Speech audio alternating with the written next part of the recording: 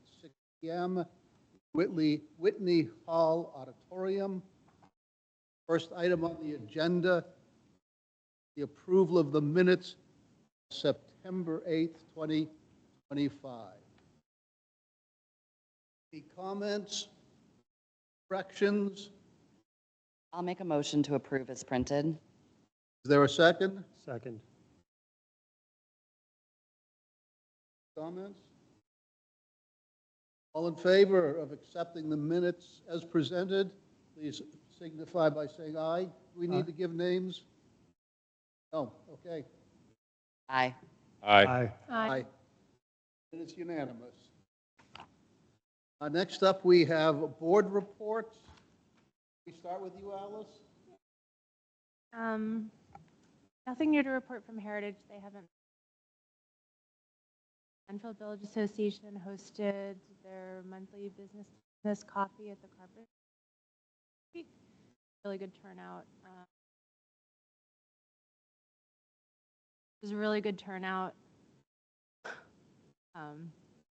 That's about it. I'm sorry. So that's it. Really, the business coffee went well. I'm happy to have them in town. All right, so planning board had a really nice meeting on the 10th. We had a major subdivision creating 8 new lots, 1 lot into 9 lots, so 8 new lots down on Bog Road. Also did a HOP grant working session, and coming up on Wednesday is a continuation of the Laramie Farms meeting, starting at 4 o'clock on site is the site visit. So if anyone's interested in doing that, contact Rob. He'll give you all the information for getting the site visit at 4, and then the regularly scheduled meeting will follow. Success. Thank you.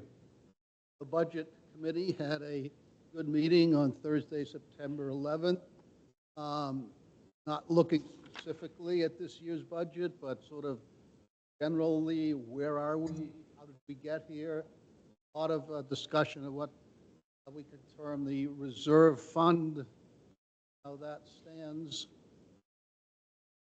A little bit of discussion about medical expenses, where they may be headed. But by and large, I think it was just sort of a coming together of our thoughts about where we are now as the details of the next budget together. Thank you. Tracy? At the energy meeting, we clarified so that we all understood what the current rate system is in terms of the energy providers to Enfield and how it affects the possibility of going to what we call the energy rate in January after we understand what the new rates will be at that time. At the present time, it's our understanding that the energy rate, we call the Enfield rate, will not kick in, as it is marginally higher than it would be under the current system. Other than that, a brief talk about understanding of the solar exemption, which I'll mention later, and it's on the agenda. Thank you. Katie? Conservation has not met since our last meeting, but I do want to mention that they will be at the Shaker Museum Harvest Festival this coming Saturday, September 27th. So you can stop by their table to see some of their good works and the projects they're working on, and also pick up some free seeds. And the next meeting is October 2nd. I will not be there, but I will be sure to get you a report on it. Thank you. Before we get to the town manager's report, how are we doing in terms of sound quality?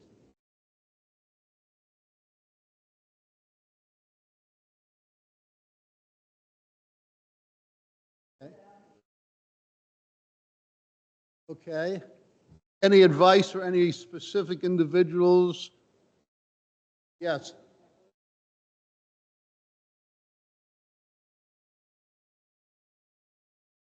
The other advice?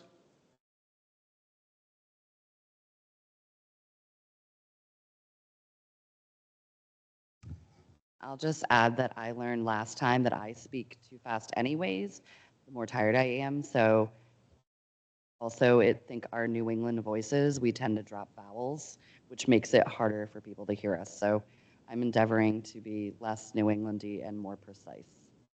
Thank you. Thank you, everyone. Town managers report. Yes, thank you. Staff report, we've posted the light equipment operator position as I discussed at the last meeting.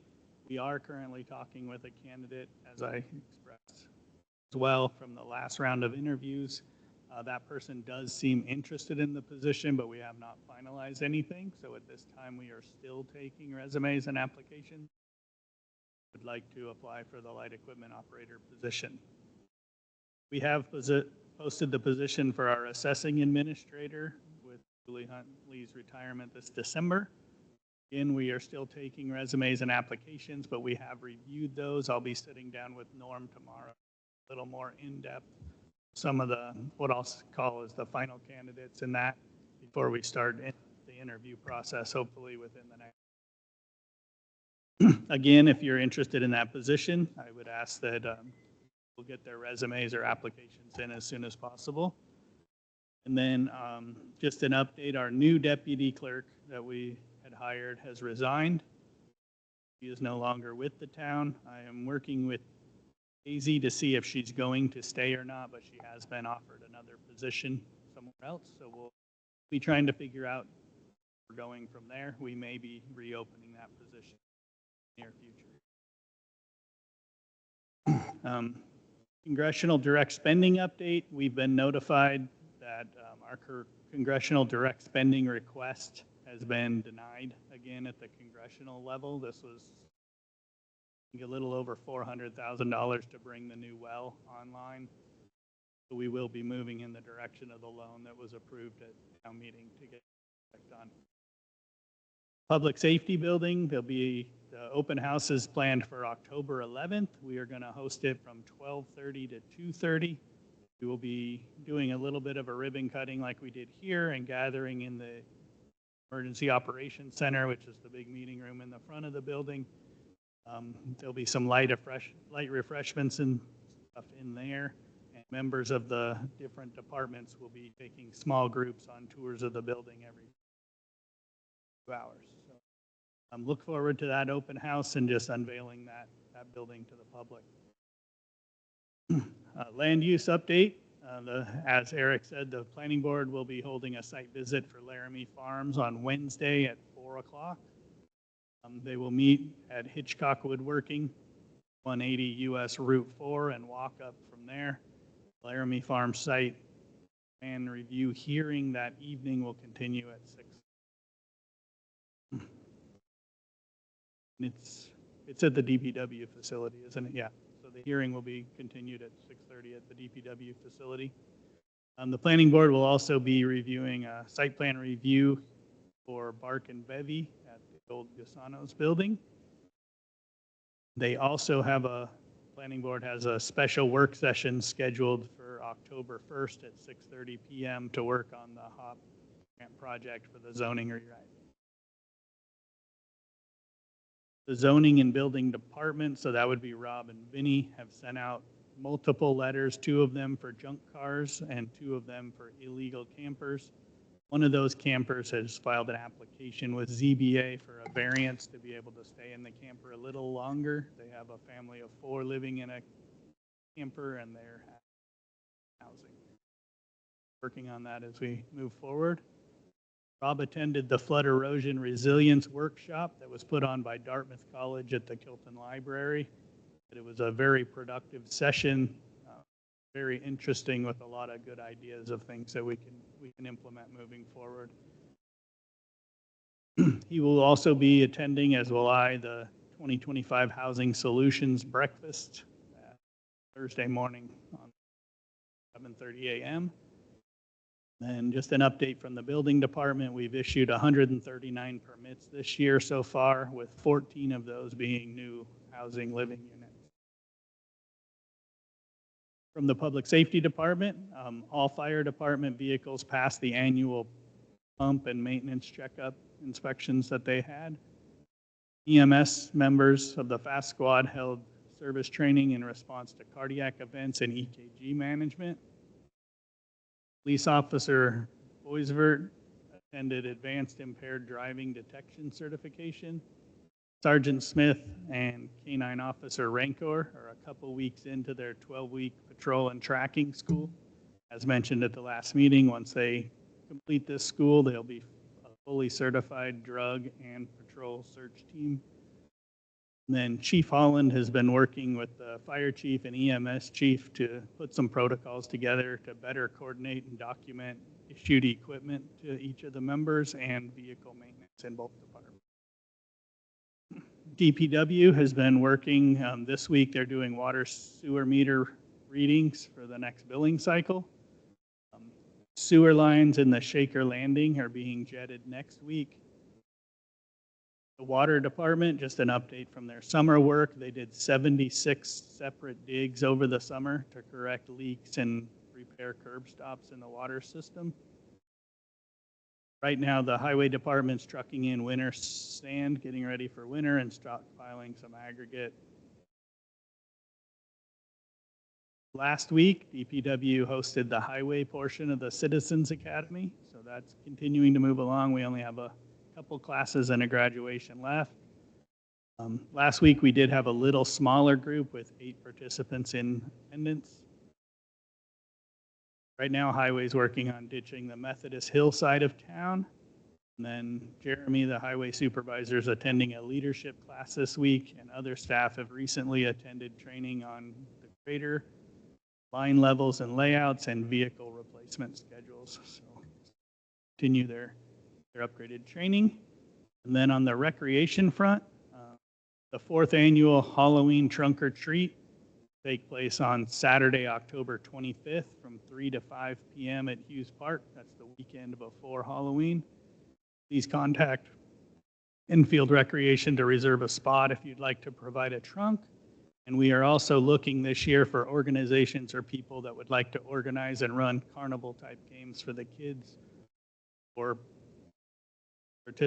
kids and or participants of the trunk or treat. So.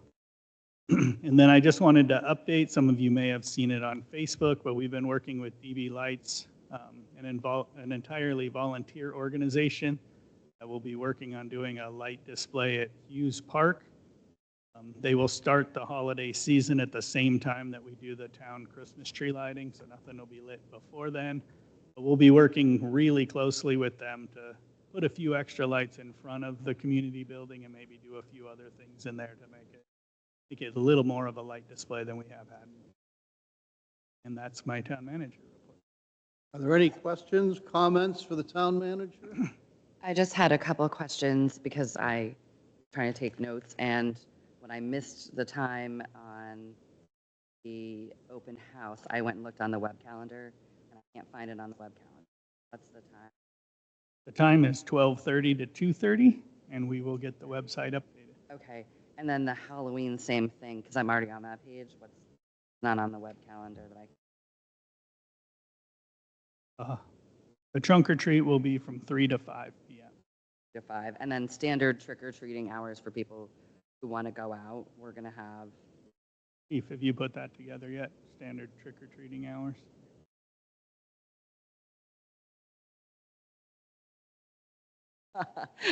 neither can I I think it was normally 5 to 8 time frame. Yeah, I think 5 to 8 too. We're still going to ask citizens to come up to the microphone and introduce themselves. Yes. Sir. No, you, Okay.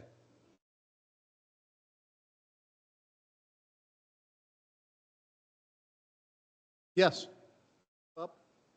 You are You up can't next. see me.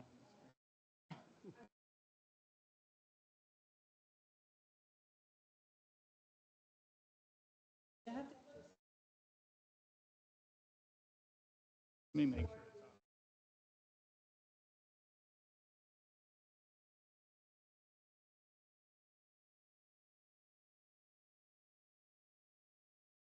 Okay, thank you.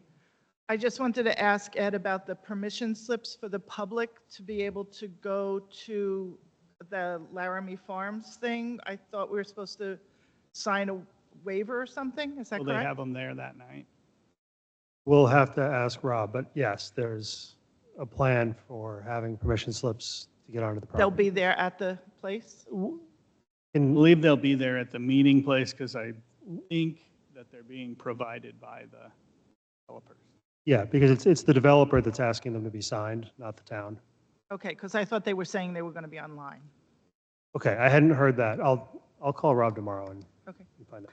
For the benefit of the minute taker, that was Betty Plickta because the microphone was not on. Follow-up question on the Halloween party. Will he be posting that on the town website as a sign-up or through Rec Desk, or should we just send him an email? I would send him an email now, but I will talk to him about getting at least something on the website of where to contact. Sharon talked to Rob today, this afternoon, about what was needed for he said just to show up and said nothing about any permission slip. So that was Dave Beaufay for the benefit of the record. So you guys are each going to need to say your name. That's okay. Something to get used to, right, John? You ready? Thank you. Just introduce yourself quickly. Hi, my name is Betty Plickta, and I live at 376 Crystal Lake Road.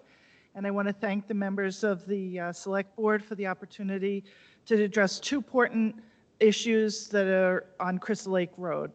Crystal Lake Road is a unique road in this community. It is a place for walking, dog walking, biking, and enjoying the gorgeous view of Crystal Lake, truly a stunning sight in every season. However, it seems that this has also become a thoroughfare for folks rushing to and from work as it links Lock Haven Road over to 4A. But there are some features that make a 25-mile-an-hour speed limit, especially in the summer, a unique hazard. Of the homes on Crystal Lake Road, only 9 are on the side that are on the lake. I'm one of those.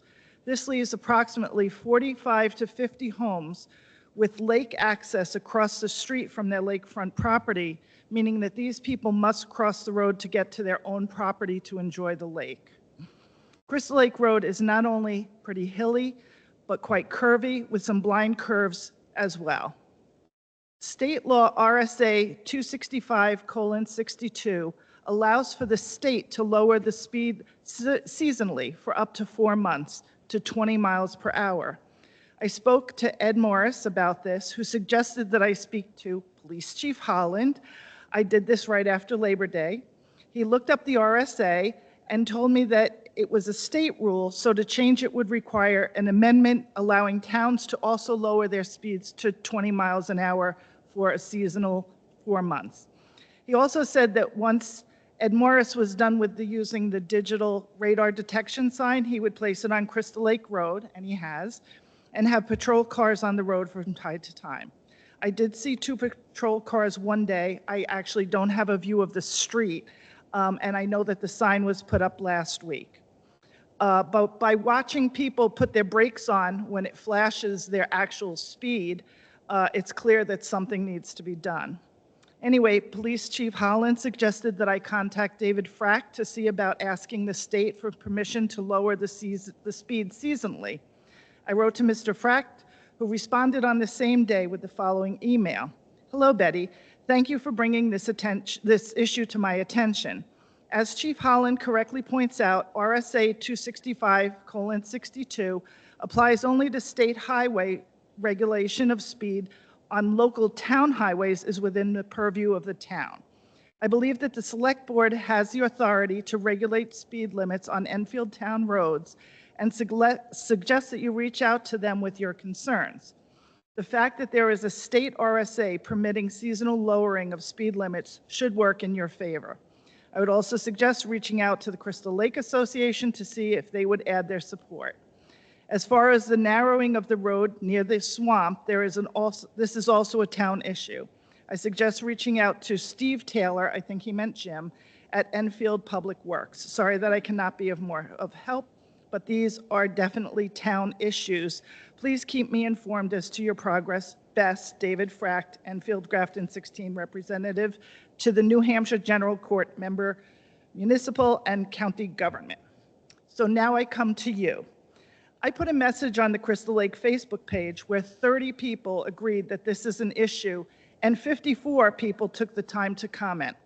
Sadly, 2 of those people basically said that nothing would ever be done about it. However, I doubt that people have taken the time and effort to see that there is a new state RSA regarding seasonal speed, or to go to the town supervisor, the police chief, and now the select board. There are folks who have suggested temporary speed bumps, perhaps like the seasonal ban on heavy trucks in the winter on this road. There could be seasonal signs showing that there are walkers, bikers, and kids playing. I would just like to get in front of what seems like an accident waiting to happen here. While I've been working on my house to get things done before winter sets in, I will in the next week sit outside at the street and watch the speed sign to see what the initial speed is when folks, before they see the digital sign, because I can hear the folks applying their brakes once they see it. But they would be slowing down at that point anyway, because where the sign is about 30 yards in front of where Lock Haven Road has a stop sign. Here are some of the things that were written on the Facebook page. One person said, I live by Crystal Lake Road. It's like Thunderdome along there some days. Another person wrote, a young lady was driving in the middle of the road and never got over. Another person said, this is an intimidating area for a lot of drivers. I can only imagine that young drivers are scared out of their minds. Another person said, we noticed a real uptick in speeders on Crystal Lake Road. One offender drives a pickup, speeds well over 45 miles an hour in the morning and again in the late afternoon on a daily basis.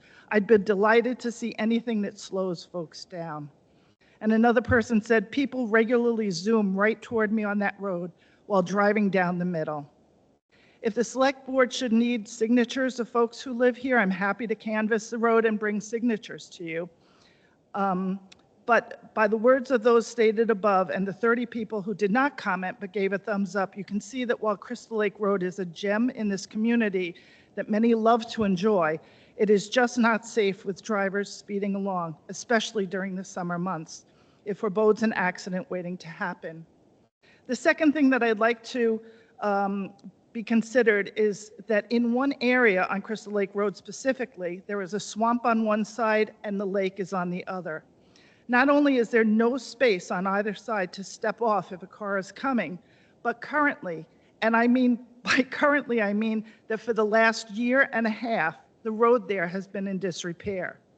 According to Enfield's Department of Transportation page, the smallest width of a town road in Enfield, New Hampshire is a minimum of 16 feet for the traveled way, with shoulders being a minimum of 2 feet. That would mean that the full width of a road should be 192 inches with an additional 48 inches of shoulder. That equals 244 inches. Currently, the space on that area of the road is 208 inches, and the width of the rest of the road is 224. That is not enough width for 2 cars to pass with someone attempting to walk. It is a danger, and as winter is about to be upon us, it makes it likely that somebody will end up in one body of water or the other. The cones that have been there for the last year and a half are not a solution.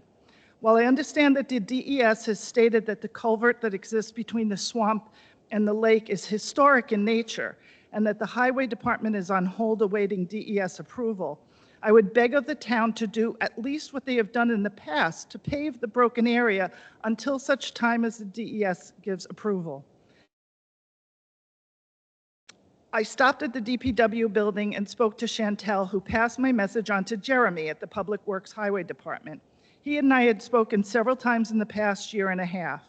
To begin with, the lake needed to be lowered before the work could be done. That was in June 2024. Then in November, it was that there was no money in the budget and would need to wait till March 2025. Then it was that it had to wait for asphalt to be available, so summer. Now the DES component.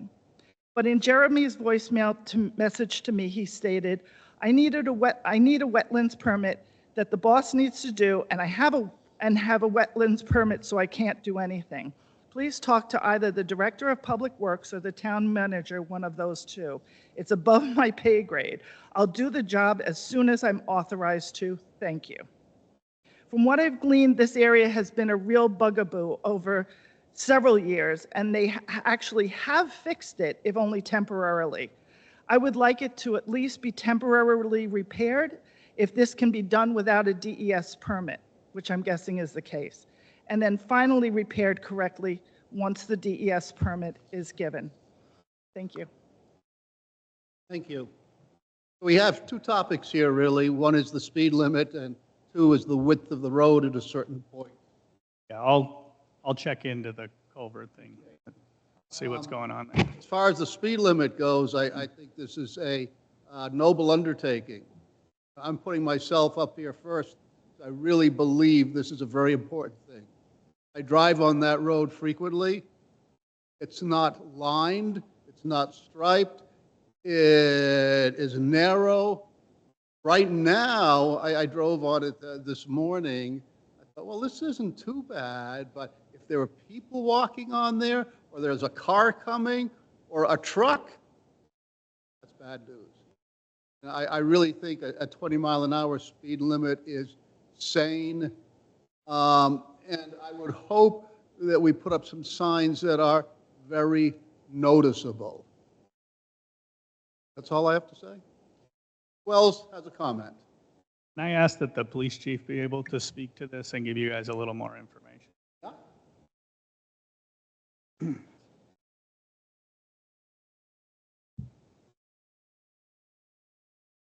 All right, can you hear me? Hopefully the microphone will stay on this meeting. All right, so this is a new process because as the lady spoke very elegantly about, up until this year, up until January of this year, towns could not lower speed limit lower than 25 miles an hour. When I told her to talk to her rep to get the law changed, I wasn't aware that they actually had changed the law just a few months before that to allow towns to do that. But it's not as simple as just coming to the select board and asking to lower it. There's a very specific process, and there's a very specific criteria to actually be able to do it. And so I reached out to Division 2, spoke to the engineer there, and he advised me, and it actually reads it out in the RSA, that you would need to have an engineer study and a speed investigation done. I asked him for clarification on what those are, because that's a lot of open to interpretation. And he recommended that I reach out to the Upper Valley Planning Commission. And that's who I reached out to them and spoke with them today, on Friday. And so the engineer study and the speed investigation is they would set out loops, speed trailers, much like some of the equipment that we have for the entire season of when you would want to look to lower it. And so I think the recommendation when we had spoke before was probably like Memorial Day to Labor Day. So they would have to set it out through that season and then some of the off season, and then they would have their engineer go out and study the road, and then they would break it down into statistics, basically what it comes down to. And all that is then you bring it back to the select board, and if the select board says, yes, we want to go move forward with this, that gets sent to the commissioner of motor vehicles, and they review it. According to the Division 2 engineer, they follow the 85% speed track. What they look at is what is 85% of the capability of the road, what is 85% of the average speed that is used on the road. So we did put the speed sign out there, and it's still out there. I was able to pull the data. We put it out there Wednesday evening, so I pulled the data from Thursday, Friday, Saturday, Sunday. Again, this is just to be fair, a flash in the pan look at what the speeds are in that area, and I don't want to misquote the data. From what we pulled, just over those 4 days, there's average, and this is only going one way. So when we had spoke, the complaint was mostly coming from the last corner, headed towards Lock Haven. And so that's where it is. The average car count per day was 67 cars. The 97% of the cars were doing the speed limit or under, and 3%, 2 cars were doing over the speed limit. The Average speed is 24.7 miles per hour. The minimum speed seen was 18 miles an hour, and the maximum speed seen was 31 miles per hour. The 85th percentile is 27 miles per hour. I also pulled the crash data because I think that's also an important indicator. In the last 3 years, we've had 3 car crashes, reportable car crashes, which means in the state of New Hampshire, any damage that's over $1,000. We've had 3 in the last 3 years. We had 1 in 2023, which was a car versus a deer. And then we had 2 in 2024. Both were during the winter. They were weather-related slide-offs. That's the data. That's the process of going through and putting. The other thing yeah, I'll just leave it at that. So answer any questions if anybody had any. Chief, do you have have you looked at calls for service on Crystal Lake Road with motor vehicle complaints? I did not. I had a very busy day today. I meant to pull those That's okay. today. I did attempt to pull, we do, so when we get complaints of speed, we do directed patrols, and we pull a call for service, and then we document how many cars we see, what the average speed limit, and those are. And I've been doing this a long time, so I'm not blind to the fact that once people hear that we're out there, that people slow down. I have no doubt that there are people out there that are driving on Crystal Lake Road that are being not as careful as they should be or cautious. And there are some spots on that road that even as I was out there today patrolling it, and there's some spots you get in there and there's 2 cars in there, and I would feel for people that are walking on that road. So, but I want to make sure you had the process of what it would take and what it is to do to lower the speed on the road. Thank you very much. Can I ask a couple more questions, John, of Chief? Yes. So did Upper Valley Lake Sunapee Regional Planning Council mention an expense to do the traffic study? I did talk to them about it because we are paying a dues paying member. They will do it for free. We just have to get in line. I was kind of indicated that the line wasn't too long unless there's extensive engineering done, and then they would let us know. So if their engineer goes out there and he says it's a very complicated engineering process, then there would be additional costs, and then they would approach us about that beforehand. Then a follow-up question to that, which I'm sure you would not have anticipated because it's something I've been thinking about. We get a lot of complaints as a board over the years about Livingston Lodge Road and about Shaker Boulevard, and our friends from the college who think it's an act. And so I guess one of the questions I would ask is, they might be willing to do one study, but would they be willing to do multiples? So I think if we were to pursue this, I think we would have to honor the previous requests and complaints. So thank you for putting that out. I actually have it noted down here, and I totally skipped it. Because this law changed, to be fair and transparent, over the last 6 or 7 years, I get approached by several people from Algonquin Road, Shaker Boulevard, Livingston Lodge, and Crystal Lake. And I did that by pulling the directed patrols. And I've always wanting to lower the speed down to 20 miles per hour. And up until this year, I always told them that, I'm sorry, the law doesn't permit the town of Enfield to lower a town road below 25 miles per hour. And so, to be fair, we would have to look at all 4 of those roads. The law is very specific. We're allowed to do 1 road in town. So we can't do... One? Yeah, we can do 1 seasonal road in town. So, I'm just going to say what's on my face, which is that I think that would make some people extremely angry in this town. Just going to say it out loud for the benefit of everyone else. I don't think this is not a worthy cause, but I think we've been asked for many years by many residents to do something on these roads that have especially challenging seasonal traffic, and to pick one road over another, we'd have to do a study on all of them and then pick. I didn't have time to pull the radar. So our radar trailer, as I'm sure the board knows, we put out every year. If you think if you have speed issues in town, and we collect that data and we store that data, we book it, and we like to look at it historically and stuff like that. And so I didn't have a chance to pull those other roads, but I did pull them I was able to pull them for the crash data, and it was very similar to Crystal Lake Road. One of them had 0. I think Algonquin surprised me, it had 3 as well, and Shaker Boulevard had none. And Livingston Lodge had a couple slide-offs as well. Just one more question, and this is not flippant, but will a sign actually slow people down? I know that briefly having the signs flash at you, but I think a lot of people consider speed limit signs to be a suggestion for when there is no one to enforce it. So the conversation I had with the lady from the Upper Valley Planning Commission, she was great. She was a wealth of knowledge. And she cautioned me that so they do follow-up statistics and data and stuff like that. And the engineer said the same thing. And honestly, and again, I'm not trying to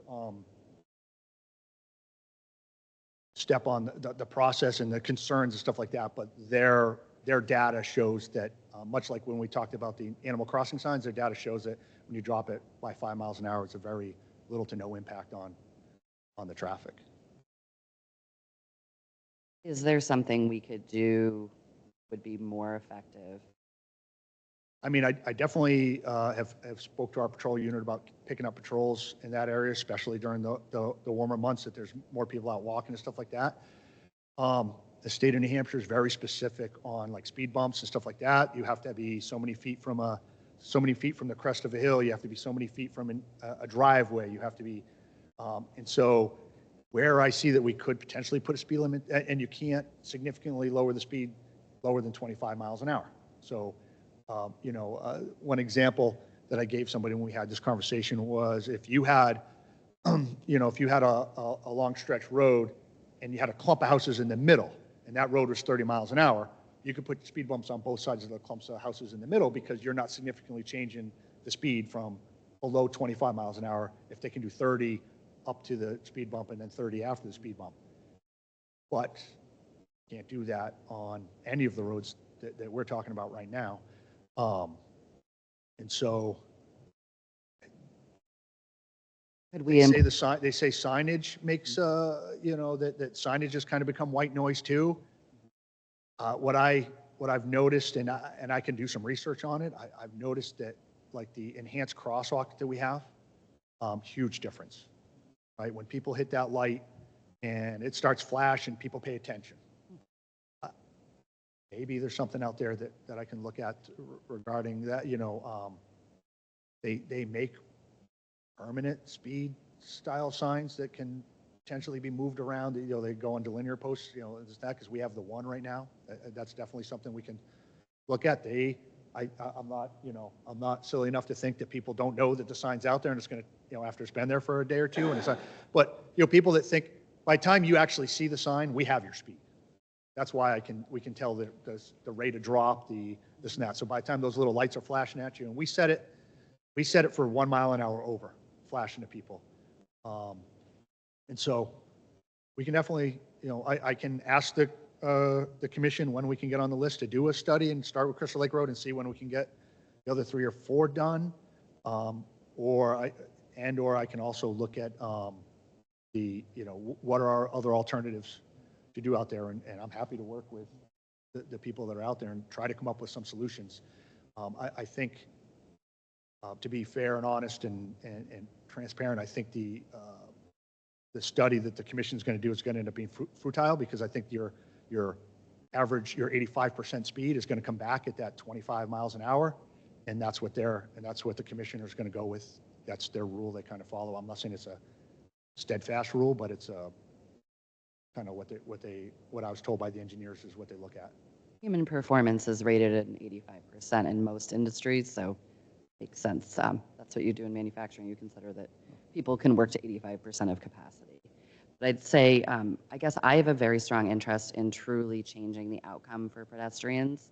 So I don't care what our vehicle is to get there. I'm interested in kind of what John said. I drive down that road all the time. I drive very slow. The people make me very nervous that don't want to run over a kid, a dog, or anybody. But could we look at maybe I'm trying to think, I call it the challenge sign in Cornish, where it's on the barn, like right near the barn on 120, and it is a permanent sign that shows the speed. Is that an opportunity to help teach people about their speed? Do anything? I don't know. And then I guess the other question I'd ask Ed is, can we use, we've talked about in other meetings about using visual narrowing through paint lines. Could we at least get a yellow line down that road?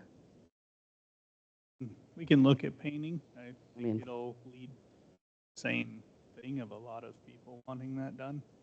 Have to look at that overall cost. I know people have talked about fog lines on Lock Haven and those types of things as well. The difference between having a yellow line on Lock Haven and not having a yellow line on Lock Haven is my life. And I'm very selfish. I do not like when people drive up the wrong side of the road. And for whatever reason, that second that yellow line goes down, people stop driving up the middle. So, you know, if you're a little closer to the edge of the road, I feel like people go slower because they have to accommodate the turns a little more. So as a start, maybe just a yellow line. Yes. Such a thing as a flashing speed limit sign? So there are, I've seen them in other states. I can look, so yes, there are. And I know the state won't allow, state of New Hampshire won't allow them on state roads, but I can tell you that typically they're pretty, you know, their stance usually on our roads are, if you want to pay for it and it meets the minimum, you know, so I can look into it and I can ask. Yes. I think in Chester, there is this sign that I love. It's a lit up speed sign, and when you're going the correct speed, it says thank you, and when you're going over it, it flashes slow down in red. Right, and that's one of the permanent signs that I was talking about that, you know, I can get some prices. It's probably expensive.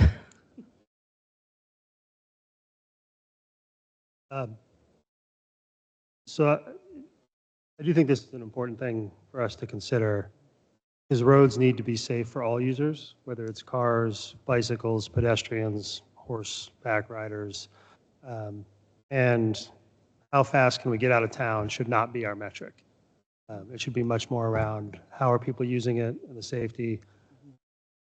I'm pessimistic / skeptical that speeds and signs actually reduce speeds and signs significantly.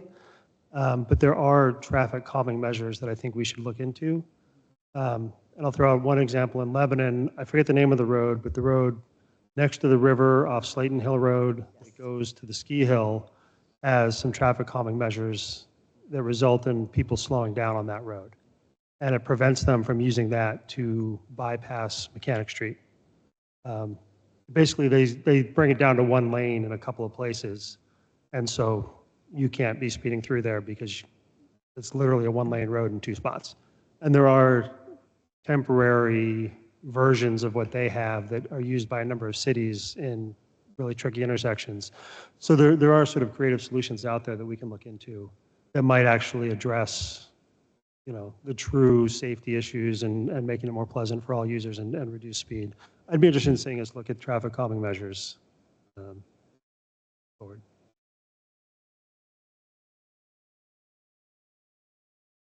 I'd like the chief to follow up on his suggestion to look up other technologies that may be available to us, such as the thing that was described in Chester and other places, just to see if there's something like that that can be installed. Absolutely. Anyone from the audience that hasn't spoken?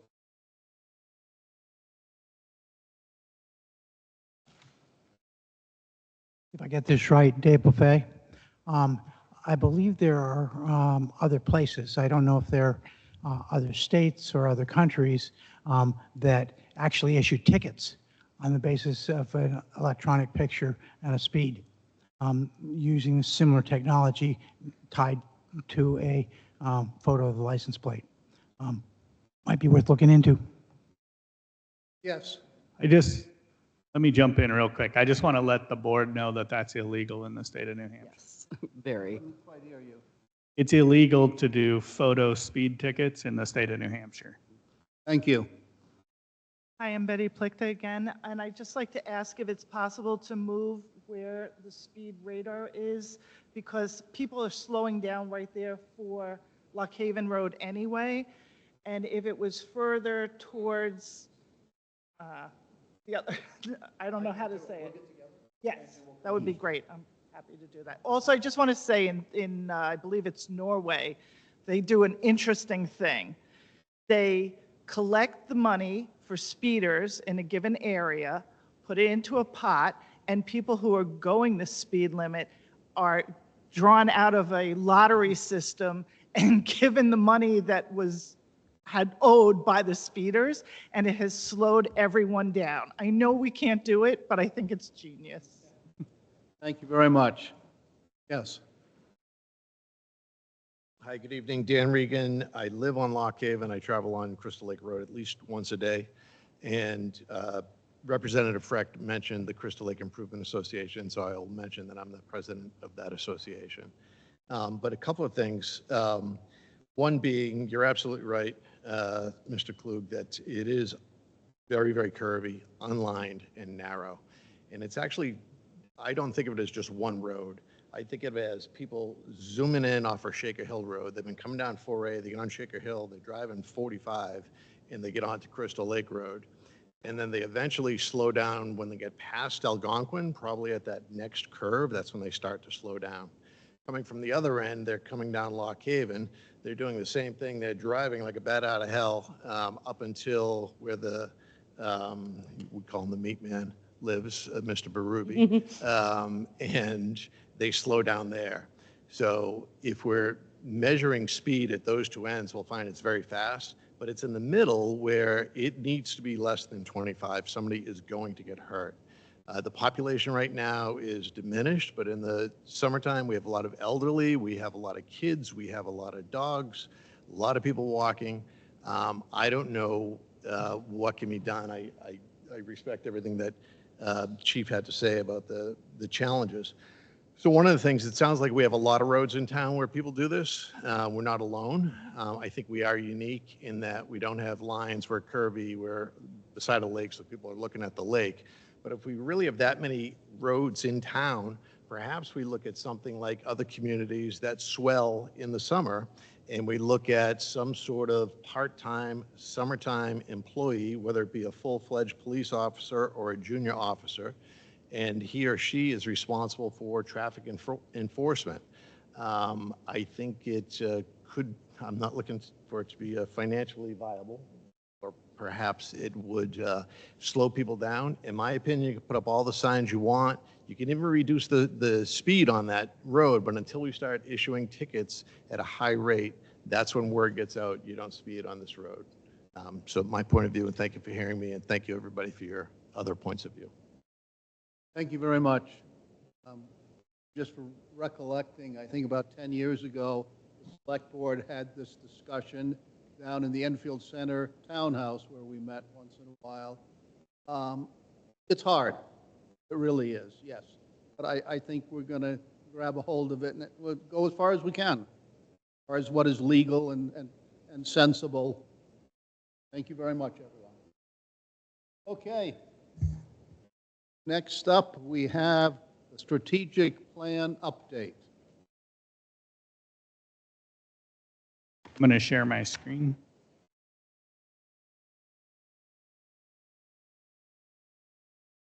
I'll work on that. Yeah. Get involved.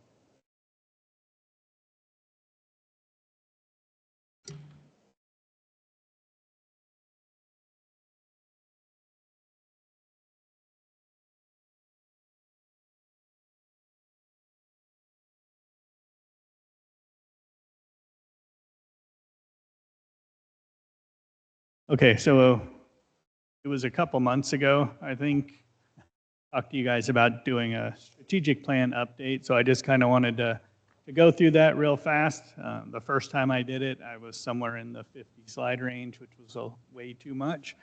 So this is a really high level view, but I just kind of wanted to give you guys an idea of, I'm going to say all the things we did last year. Like I told you at the last meeting when we talked about this, we didn't cover all the goals that we had planned to do in that 24-25 time frame, but I think we were a little over ambitious when we put the time frames on them ourselves. But Here. So going through this, one of the first things was public safety. That was one of our main things to talk about.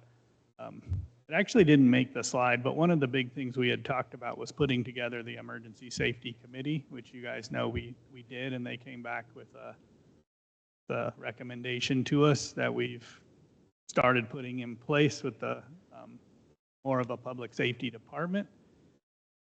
We completed the public safety building. That was on the list of things to do. So it's now a new central hub for our emergency services. One thing that we had on 2024 that we waited for the Emergency Services Committee to come back with their recommendation, but we're starting to work at in 2026 is training more police and firefighters to be EMTs. And then we'll start to look at some incentives and things to encourage them to respond more off duty once we get them trained. And then some stipends for our full-time police officers to get this extra training. We're working on that right now. We're looking at grants and things to get that underway, but we do have a class scheduled coming up to start that training. Pavement management, one of the things we talked about there was getting a plan in place. I can get you a copy of it. It's pretty messy. If you want to see it, I'd like Jeremy to clean it up a little bit, but we do have a kind of a matrix and a scoring system now and a pavement condition index, so we know where our roads stand compared to each other at least, and they're using that now to start to identify where we want to pave, what areas we want to pave. One of the other considerations that I know they take into account is mobilization fees. So instead of doing something on the Methodist hillside and then jumping over here and then doing something in Enfield Center, they try to kind of push those paving projects together in 1 year, which saves us a lot of cost and we get a lot more paving done for the same amount of money. So, but they are using that paving condition index to kind of figure out where they're going to pave next. It takes into account multiple things. Like I said, pavement condition, where things are at, how they're put together. It takes into account traffic volume. That's kind of a hard thing because we don't want to ignore our smaller roads that don't hardly get any volume, but the ones that get a lot more volume need a little bit more attention. Try to use those things. So we've put that together and we are using that to do paving. We've also really started upgrading, not that they didn't do good before, but implementing ditching to get water off of our gravel roads and then using high quality gravel our roads. And I think we've seen that in the last few years during mud season and other times where we have a lot less issues in the town of Enfield than other towns around us. Resilience and hazard mitigation, we've updated our plan. We've reviewed our hazard mitigation plan. We did our resilience planning this year, which I'll do another PowerPoint in a few minutes on that. So I think we've done a good job in the initial phases of planning for hazard mitigation, and resiliency we'll be working on. Community training, we have done a CPR class for the Crystal Lake Association, but it's one of the things when we got in the public safety building that we said we wanted to start doing more classes, especially safety classes for the citizens, and then we are doing the Citizens Academy right now. And then communications on the public safety side, we have implemented the town's new Facebook page, which we're using. We've done some streamlined messaging. We're in testing right now on what we call, and you'll see it a few times in here, it's a 311 program, but it's our program where citizens can take a picture and it'll geolocate where a pothole is or a problem, and they can quickly message with us. But then if they sign up to have an account, we will be able to, as we work on that, it'll auto send emails back and forth so they know that the problem's being addressed as well.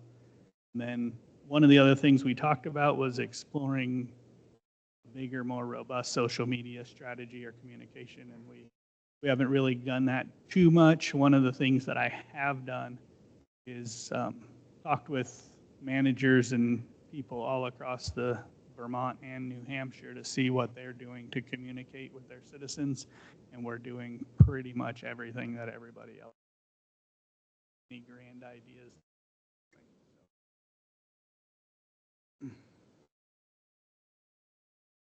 With that, the next area that we had talked about was town culture and development. TIF projects are going on. We're working right now on the floodway study. We've brought on Headwaters Consulting that's doing the study on that, and need to get back in touch with him and see where we're at, but they've been working on that over this summer timeframe. Main Street project is underway. I think I told you guys a couple months ago that we toured with some engineers on Main Street looking at what we can do to improve pedestrian traffic, look at sidewalks, look at parking, all the different things we can do to help make our Main Street safer and more vibrant. And then we will be discussing Oak Grove Street in the near future. Trying to get Jim to put just a few different options together for the select board to talk about so we can get a little bit of direction on where we want to emphasize. Affordable and increased housing. The zoning rewrite is underway. It's going to be a long-term development plan that we'll put together after that. I think we were hoping to get a little bit more out of the HOP grant last year. The planning board dove in and realized they had a little bit more work than they first thought, and it's just taking a little bit more time. So I think the best thing to do is kind of wait till that zoning rewrite's done, and then we'll work into a little more in-depth housing. And then complete streets will be kind of the same. I think after the zoning changes and after the Main Street study would be a great time to really do that, or during some of that investigation. And then community growth we've been working on. As you guys know, Shed Street has been tentatively approved by you guys for housing. We are having a few DES issues with that, getting through it, but we continue to move forward. I did have some conversations with Oaks and Sons this last week, and they're okay, kind of in the holding pattern. They're not looking at backing out, but they do want to see a clean bill of health before they move forward. And then we also have multiple developers talking to the land use office about different options that we have coming all the time. So we'll bring those to you guys as they get a little more serious. Communication and engagement. Since we've done the strategic plan, we launched the new website that we worked on. Overall, I think it's going well. A few people are still having a few problems finding some of the things just because they've moved around from the last place, but we're trying to make it easier and easier. Some of the buttons on the home page take people to where most people want to go to on our website. It's always hard. There's a lot of information on our website, and learning where to place it. I'm gonna laugh, but me and Elisa often disagree on where it should live on the page. And so, putting it somewhere where everybody thinks it's intuitive and easy to find isn't always as easy as it sounds. We have integrated Code Red a little bit more. Luckily, we haven't had to use it a lot, but it is on the public safety page if anybody wants to sign up for that. Alice? Do you have a way of tracking how many people are signed up for Code Red? I don't know. Do you know that, Chief? I'm sure there's a way to look it up, but Yeah, so, just if we could know, like, is the use increasing year over year, or did we get 30 people and then it stagnated, or? I'm sure we can look it up. I haven't tried, but I'm sure it's something that we can look at. It would be helpful to know for like marketing it correctly, or if we need to market it more. Yeah, but we will continue to market it. Code Red is it's a program offered through the state for free for all New Hampshire towns. If you have a landline phone, you're automatically signed up for it. We can send out direct messaging, so you'll get a phone call. We used it a lot during the water line break, so phones would ring, people would answer up. Have a water line break, the water's going to be off for a few in your area. Sign up part of it is if you have a cell phone and you want to sign up to be a cell phone that does not automatically sign cell phones up. So if you want it on your cell phone, you have to go sign up. We don't use it a lot, but it's a great emergency tool if we need to notify people in certain areas. on. It's a tool that we can use for that. We don't use it for any other notification purposes besides we have like water line breaks and stuff, types of what I would consider emergencies or important notifications. We have online forms that came with our website that we're slowly upgrading. And we have received this year GIS upload software. So I've been talking to Rob and Vinny mainly about starting to use that a little bit more and uploading good. So they're easier for people to have to come in the office. And then as you guys know, we're working on finance software that'll have dashboards both for the public, and then we can build a few different ones for the select board, budget committee, and all the department heads will have their own. Again, the newsletter was mentioned in here. We have Code Red sign up that's went out in the newsletter a few times. Keep upgrading the newsletter, and we're getting very good feedback on the changes, more pictures, things that make the newsletter just interesting to read on a monthly basis. Then we're exploring, but have not budgeted for or moved the direction of doing a satisfaction survey, but it is probably something we should be doing here to poll our residents on satisfaction of all of our services. I'm not going to cover social media again. Like I said, the 311 software is built. It's out there. It's actually, I had them launch the public site, but we did not give the website address or anything out. And we're using it internally with staff to make sure we work out the bugs and know how to use it, make it go live. So hopefully within the next month or two, that should go live for everybody. And then again, dashboards will be used for the finance software, and we've worked on some internal guys and indicators that will be tracking.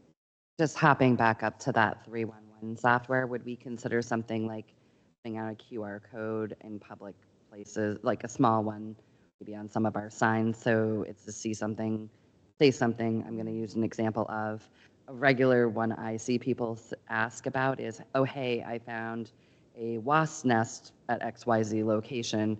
What do I do? And it would be a great opportunity for people to like click, click, click, and then if it's at Lakeside Park or at the beach or at Hughes Park, slide right in. I think any opportunity to have people streamline that information, and maybe it's not that you can't ask on social media and ask all your neighbors, but it would be nice for them to know they have a quick and easy route. Yeah, no, a QR code and putting them around.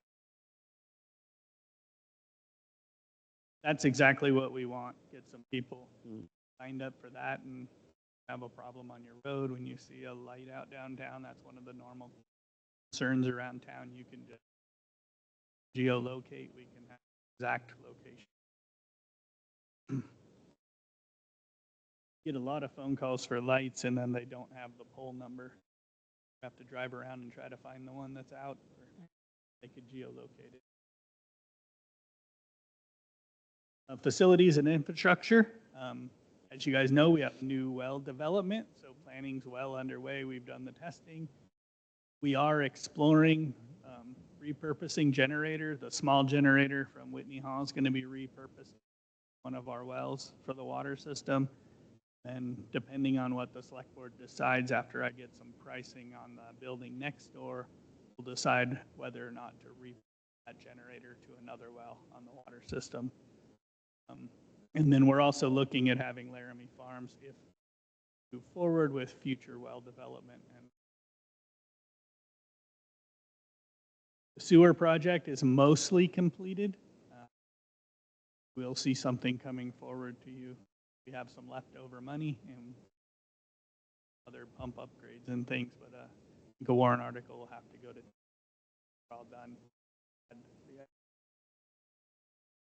with no extra fund. And then continue public education on some pumps. We do put that out a few times a year, just continuing to let people know we don't want to pump our stormwater into this. Have to pay. Can you talk a little louder? Okay. Yeah, I just got a note saying if you lean back a little, because I know we adjusted this. Yep. I think we're all having the same. We're trying. We're learning. So continuity, continuity planning. Staff manuals are being created as we can. I know quite a few have been made in the last year or so, just trying to get some manuals in place where it's easy to do turnover. And then duties have been redistributed a little bit, making it a little bit easier for succession planning and for turnover.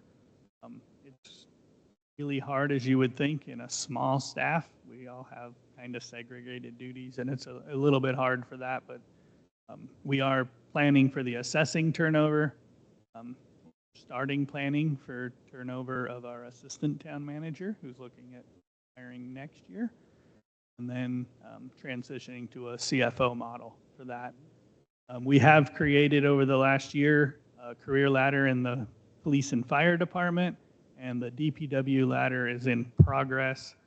Talk a little bit more later in this meeting about union negotiations. I'm sure the DPW ladder will integrate into that as we move forward. And then shared resources in DPW and emergency services. We're always working on that, but it has slowed down a little bit with leaving of Sean Mulholland, who was a big advocate of sharing and collaborating together.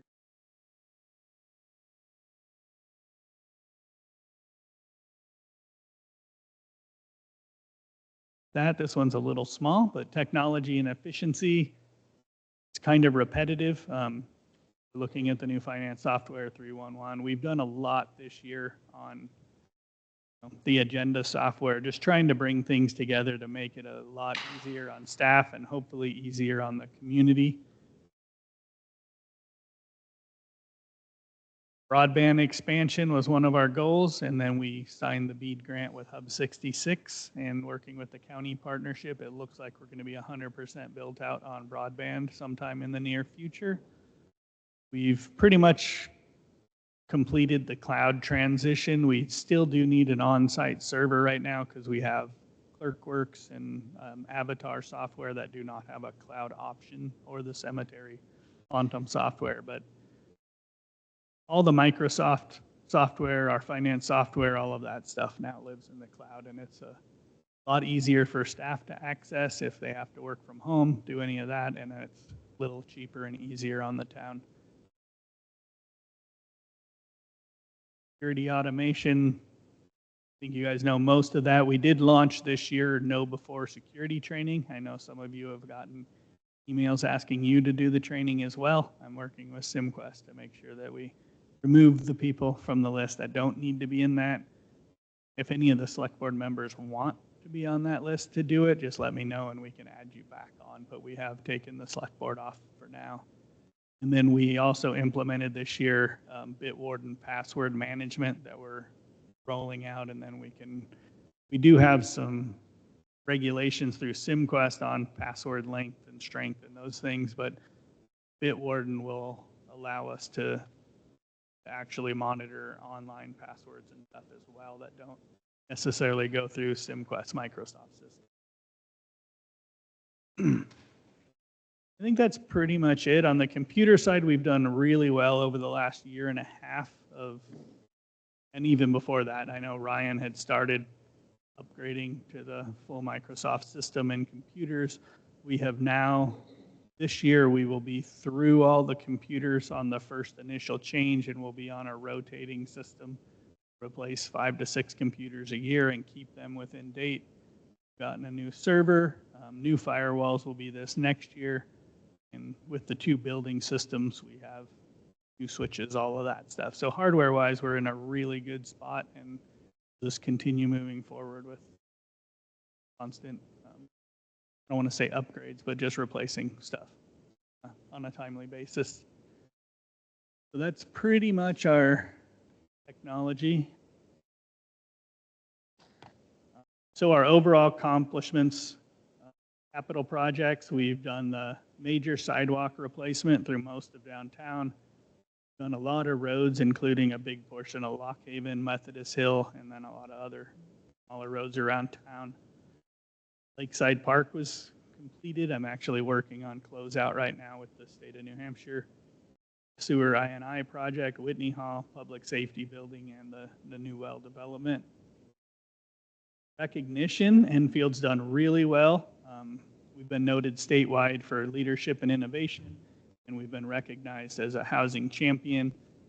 I often bring to you guys things that we're doing statewide. We're being invited to speak on housing boards and different things all across the state. So it's really nice to see Enfield getting that recognition moving forward. One thing I did do this year, we'll talk about a little bit more, but the resilience PowerPoint that we're going to have in a little bit, I applied for NHMA to bring our consultant with us and the Upper Valley Lake Sunapee Planning. We're going to talk about the process Enfield did and what we're doing to help resilience in the town of Enfield. So that'll be a great class to do for people all across the state. Community strengths that we've found, and you'll see this on the next one, we have very high volunteer engagement compared to many towns. We have strong boards and broad resident support throughout the community on most issues. Good, and then we've worked really hard to increase communication and automation technology.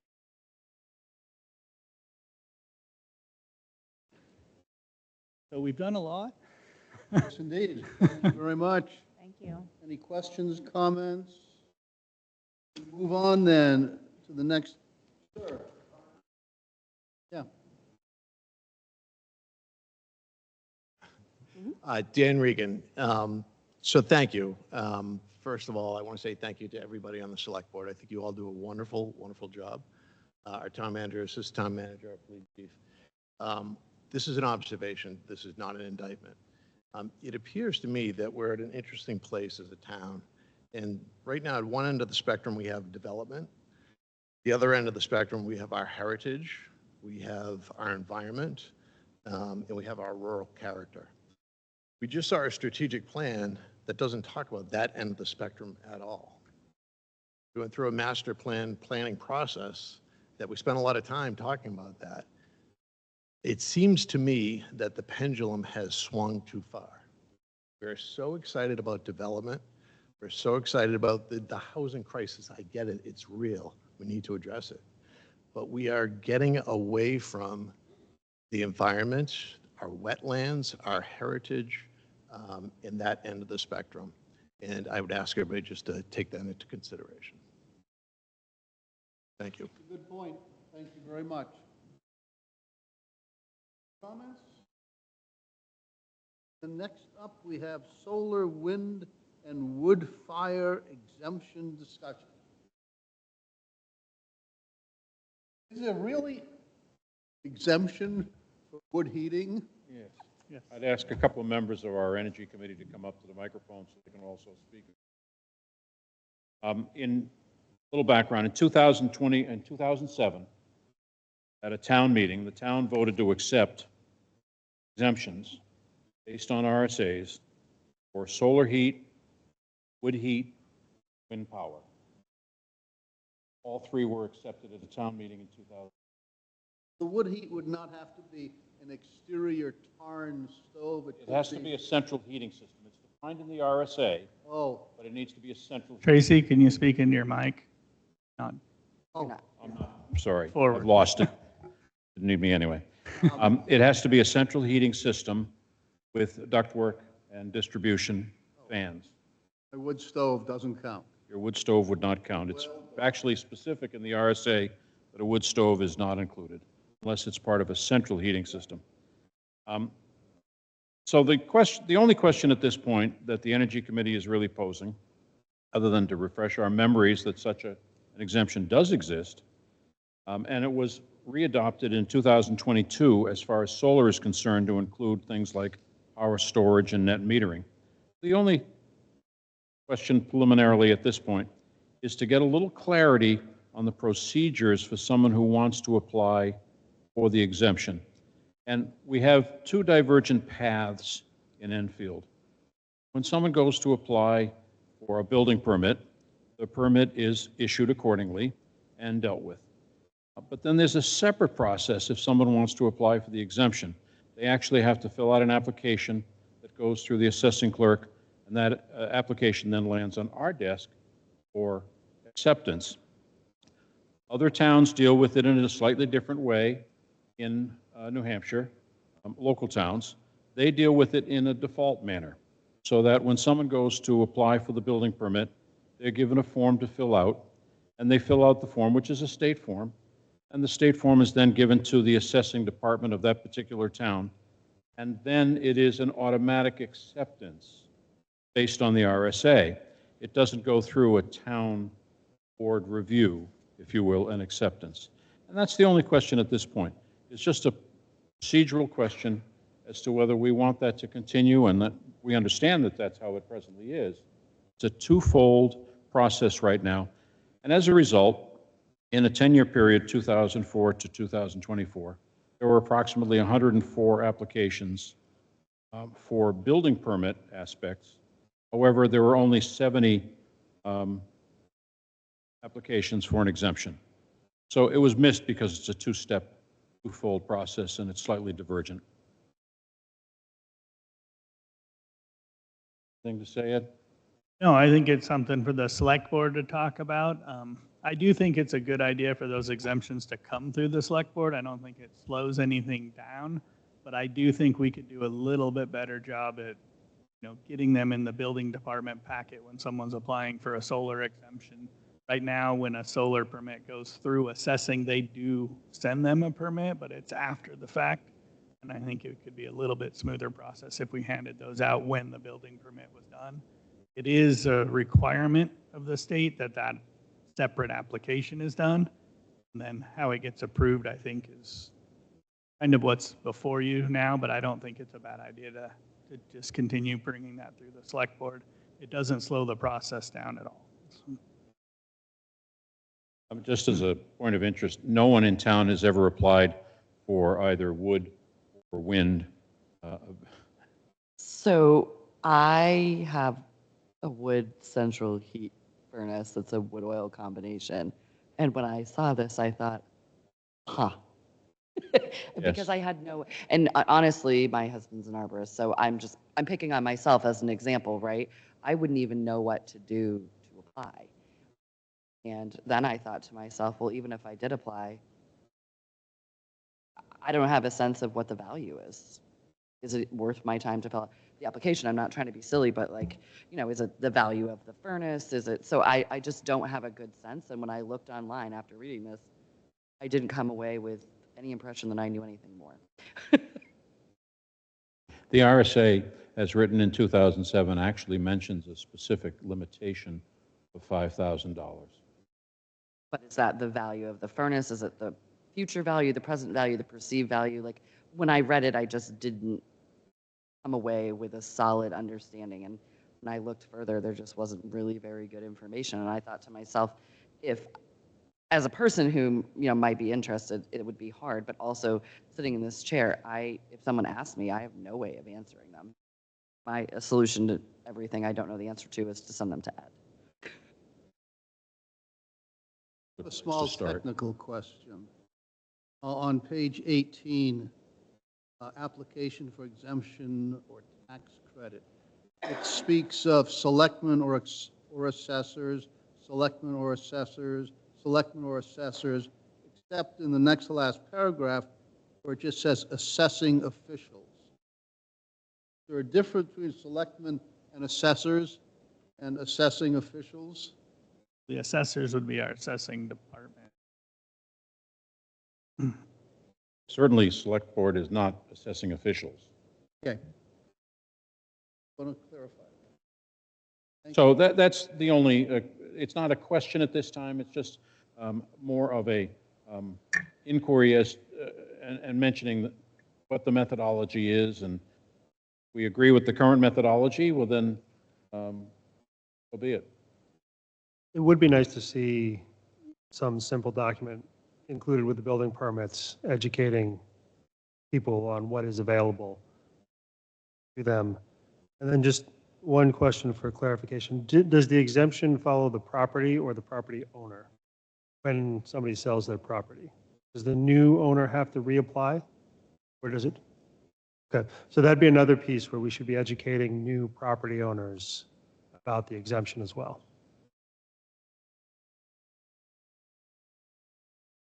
So how this all initiated was We asked a simple question. Oh, I'm Val Stinson, George Hill Road. How this came about was we're asking a simple question of, does everyone who qualifies for the wood, solar, or wind actually getting the exemption? And as we went about trying to determine that, we were able to find out who gets a solar exemption because the town assistant assessor can provide that report for us. But in terms of the broader population, who has, thank you, who is eligible for wood, wind, or solar, we don't have access to that. That's in the assessor's database. So we're wanting to have a report run so that we can compare the two and see what the difference is. I extrapolated from our master plan in terms of the number of solar permits that we have so far, and that was just a list of between 2014 and 2024. So that doesn't even include the ones from 2008. But that was the original question that we're trying to answer. And in doing that, we learned that there were other towns that did it more efficiently, which we're also trying to learn what is their mechanism to make it more efficient. So I think Ed's suggestion is a good step forward to collate the two departments, if you will, in terms of the application process, and at the same time mentioning perhaps somewhere in the process that that it goes with the homeowner, so that if the homeowner sells the property, then there needs to be a new application. If the new homeowner would want to continue the exemption. But certainly bringing a couple of the departments together, and it's a coincidental good opportunity here with the new assessing clerk that will come on board in a few months, and of course aligning it with Vinnie and building permit issuing, so that everybody's on the same page in terms of the availability of the exemptions, and whether it's Vinnie or Vinnie's told go to the assessing clerk and get the form. But the idea would be if the form was given out by Vinnie at the time of the issuance of the building permit. We can definitely have the permit available there. I guess my brain is just not following along. I mean, I know that we build new houses. I know that they get new systems, but not every house is new. Not every system is new, and it doesn't have to be a new system, if I read this right, to qualify, does it? It does not. So that would be just getting some information out that this is available. Okay. But And then this form has to be filled out, though, this PA's. it does have to be filled We out. can't usurp that process because we know how fun Department of Revenue Administration is about their rules. So I guess I would rather not add a layer of paperwork on top of this. No, it would simply be making sure that that's in a permit packet for someone that's installing. It would be new installations of solar, wind, or wood. But they could make that part of the packet to hand out. Yes. you. Yeah, it would simply complete the picture, if you will, and it could continue to come across our desk as far as a final acceptance is concerned. I think, is that what I'm hearing, perhaps as a consensus of the board, to have it continue to come across our desk for a final acceptance? I think Seeing so. nodding of heads all around. Do you agree? I'm totally not sure I follow the current process. I am not, my understanding is that it goes into the town manager's office. No, right now it goes into the select board yellow folder that you guys signed. I'm saying, but that doesn't come directly to us. It goes through you guys to us, is Yeah. what I'm saying. Okay, But the So- final approval is when the select board signs off on it. right. So we're just asking to not change it. I think it's a good idea to come through so you guys can see what those applications are and sign off on them. I think if we smooth the process, application process out, then, as you suggest, having it come through the select board is a simplification. It really doesn't add any work to anyone. Wait, how are we smoothing a process and not changing it, but then yet you're suggesting a change? I think Smoothing the it thing because is it just hasn't been adding- going properly to the building permit holder. Okay, you're talking about refining and not making a change. Got it.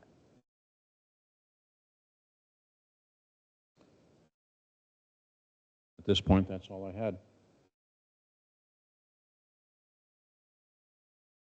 Next up, we have the finance review. My packet just to go through that with you guys, but got a little bit more in-depth update for you guys this month, and I'll let Elisa go through kind of the reconciliation update. I'll cover that a little bit, but expenses, as I kind of said the last month, and we've been watching again this month, that we're trending in the right direction. I have no concerns over expenses as a whole. I think we're going to be okay this year. If you look at the trends, we should be around the 30% range. You guys have the expense reports for the most part. We're trending in that direction pretty much everywhere. Our legal expenses are a little bit up. We will be budgeting some more next year, but the main reason that they're up is going through the union process. We needed a little bit more legal counsel as we went through that process, and then we'll need it during the negotiation processes as well. And then ambulance is trending over budget.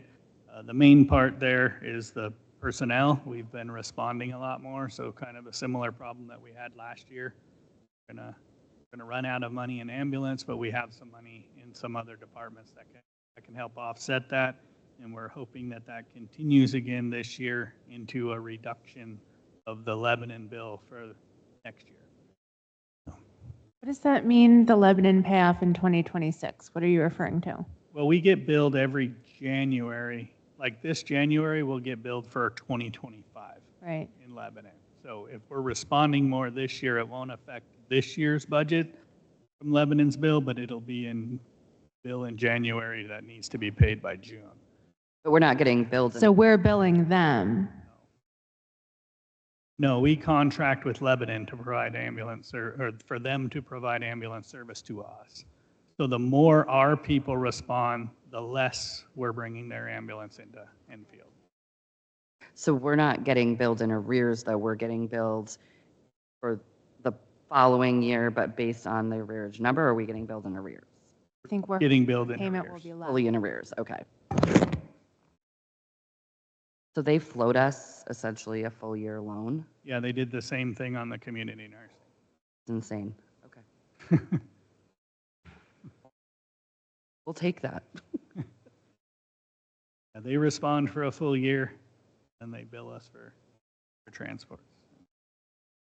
On the revenue front, we're headed in the same direction. Our conservative approach to revenue budgeting is paying off with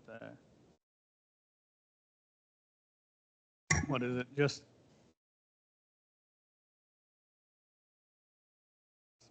lost my spot.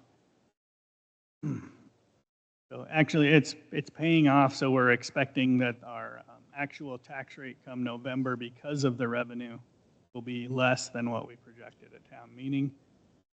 The largest contributors are license permit fees, which are trending just under 5%, or just over 5%, the typo, of projected, and land use change tax, which is yield, is trending 55% over budget.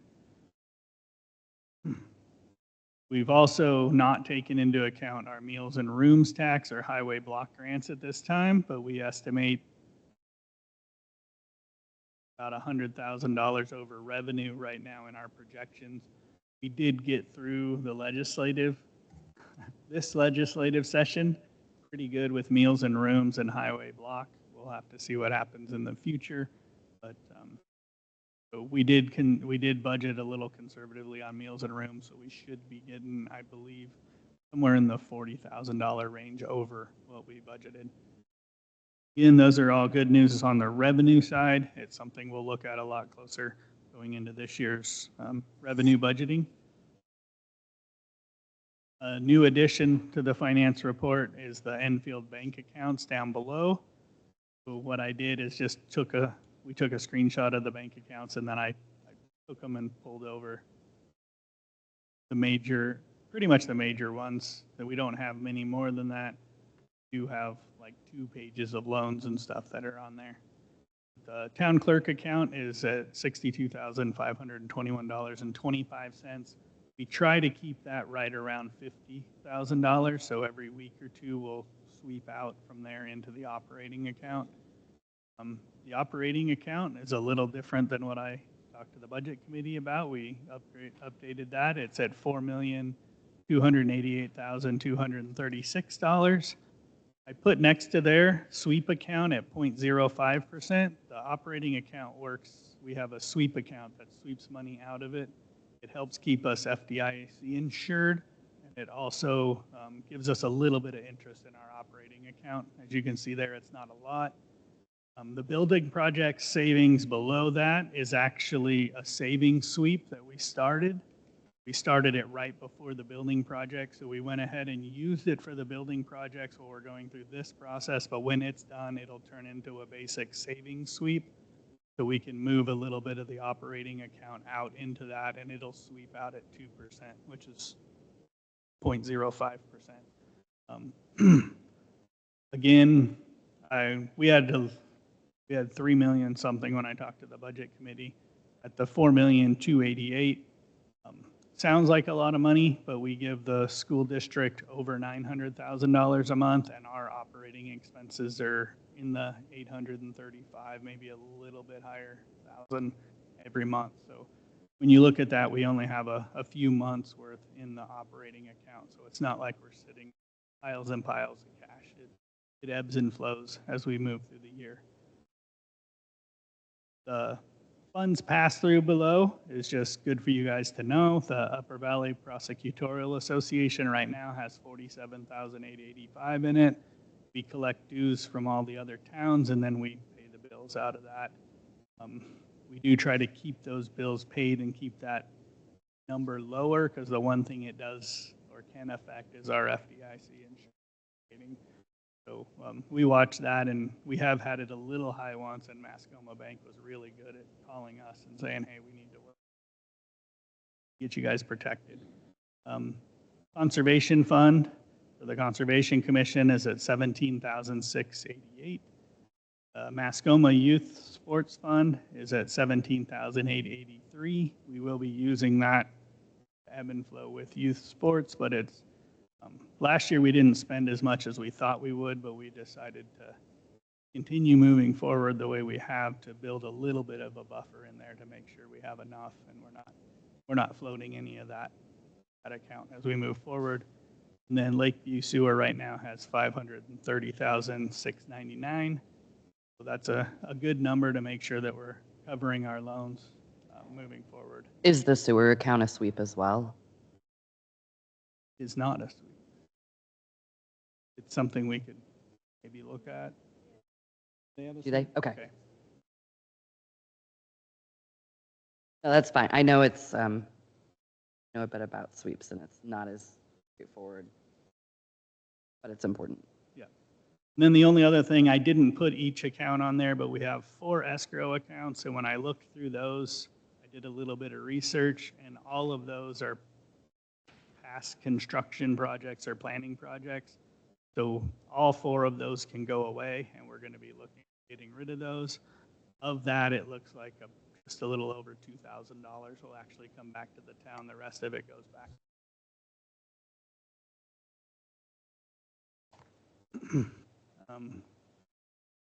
At the Budget Committee Select Board meeting that we had a few weeks ago, we pretty much went in depth on interest and investments of our cash and our trust funds as well.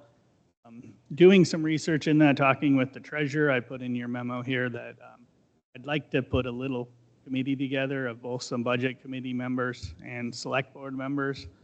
In your report, I had mentioned members that I'd like to see on that, being Dan Regan, Dimitri, and Jane Emily from the budget committee. And it'll be the select board's decision, but I recommend that we use Eric Russell if possible and Kate on there. I think having John or Tracy on would be stacking too many budget committee members on one committee. And I just picked you guys because of availability during the day for the most part, because I think it would be best to be during the day. The only concern I have, and if anybody knows me well, they probably know that Jane Plumley is my mother.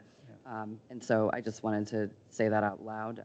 I also typically don't always agree on her stance, so I don't think there's any concern on conflicts, but I did want to just disclose that I in don't case think someone it's much doesn't of a know. conflict. What I really would like to do is put this little committee working group together, if you will, and get educated by Mascoma Bank on the sweeps, the FDIC insurance, different things we may be able to do to maximize our investment.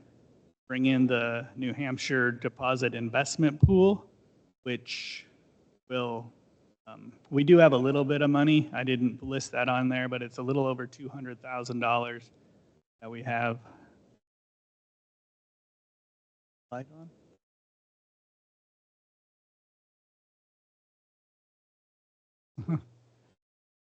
So I wanted to bring in the New Hampshire Deposit Investment Pool, which they got 4.3% on their savings this year. There is a little bit of concern on protection of that. It's not FDIC insured, so it would be something that we definitely want to talk to them about, understand their process a little more. Then I think it'd be good to have a meeting with the trustee of trust funds and maybe the Bank of New Hampshire that does theirs investments. And then with that, we can either update our investment policy or put a procedure behind that policy, which will, what I'm thinking is give some trigger points when we have so much cash in the bank at a certain time, so many months worth, that we may look at shifting things in certain ways to maximize our investments. But I think it'd be good, instead of myself and Sasha and a few people doing it, that we get this committee of the two select board and budget committee together just to not only help make those decisions, but to have better understanding of how all that works. I think all of that is excellent, what you suggest, Ed, but I am still concerned that we have vacancies on the trustee of trust funds. We don't. It's full. Have we been informed who that is? It's John Carr. We took it. John Carr did take it. Yes. So at this point, since John was not a member of, an elected member of that committee, Yes. but did we elect him in Yes. March? He was written in. Okay, so okay, that's right, he was. He was Thank conscripted. Right. Yeah, he was, very much, we tried to conscript him. So we wrote him in, okay. I wasn't aware that he had accepted the position. You haven't informed us of that. Yeah, I wasn't quite sure if he had or not. And he informed us that he had come in. And we're not anticipating that the member who had suggested they would be leaving is leaving in Not yet. time near. Not yet. So right now we have 3 members on the. So we're back to 3 members again. Great. Yes. So with that, I can give you a little bit of an update from what I was last week, and Lisa can update us if needed, but 2024 has pretty much been reconciled. We had a few last journal entries to do. We were getting some clarification from the auditor on exactly how they would like to see that done. We've gotten that done. The tax revenue has all been inputted up to date through August, and the tax collector or town clerk revenues have been done or close to done for the first quarter, and we're kind of reconciling and going through those quarter by quarter as we move through. So we're hopefully to have that done really soon. We've got the reconciliation done now, so we can move forward, and we'll be continuing to get those revenues updated. It is quite the process to put those in, but talking with Chris Ellen today, after doing month after month after month, it's really getting ingrained. She's starting to understand the ins and outs of all that, so it should be a lot faster and updated on a monthly basis moving forward. No, I know we are in what I'm going to call the old software, because I have aspirational thinking that the new software will be implemented by April. But I think that we need to implement or hire somebody who can streamline that. We shouldn't have to enter it twice to 2 different systems. So whatever we can do to lighten that load, and I'm not picking on her, but every time any of us enter something twice instead of once. So I'd like to get that streamlined, because that It's very hard to look at this revenue report and know as a good steward of our tax dollars, like, because right now we have year-to-date actuals on license permits and fees of $200,000 on a report. And, you know, that's September. Year end, we're supposed to have 1.2 million. So it's just, it makes me very, very nervous. But I also know how much work she's doing. So whatever we can do, streamline that work. When you do get those other reports, and we're going to start combining those together, because you guys get the town clerk. I'm deeply uncomfortable getting two different reports when it should be on one. I think that's a great spot. That's just how you get into trouble as an organization, because like, do I add this here? Do I add it here? None of us should be doing that. It should be coming in. No, it should be updated. I can't wait till we get the new finance software where it's automated and it's done. But right now, the only way we have to do it is for them to collect revenues and then pass it off to be raised.